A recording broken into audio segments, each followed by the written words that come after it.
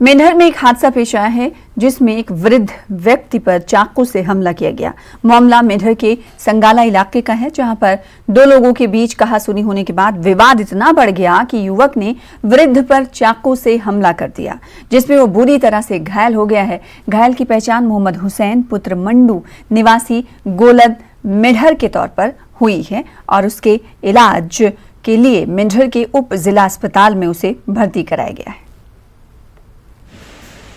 गंदा अंदर से जाने से बाहर दो ही पुत्र तो मैंने आख्या मैं यार तुझे पंगे करने हो रोज कभी तू कभी कुछ ना पंगा कभी कुछ ना तो मैं कि तू छोड़ने तो दौड़िया था मुझे मारिया चक्कू क्यों बॉडी के अंदर पुत्र चक्कू मारी सुबह। हमारे पास अभी एक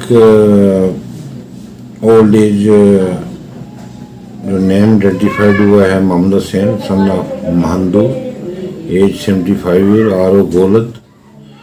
तो ये किसी क्लैश में इनको इंजर्ड हुए हैं। इनसाइड वाउंड है लेफ्ट इलिक फोसा जो है उस पर सुपरफिशियल है, 3 स्टिचेस लगे हैं। और जो हिस्ट्री है कि ये किसी नाइफ से असॉल्ट किया गया है, तो इंजरी जो है सुपरफिशियल है।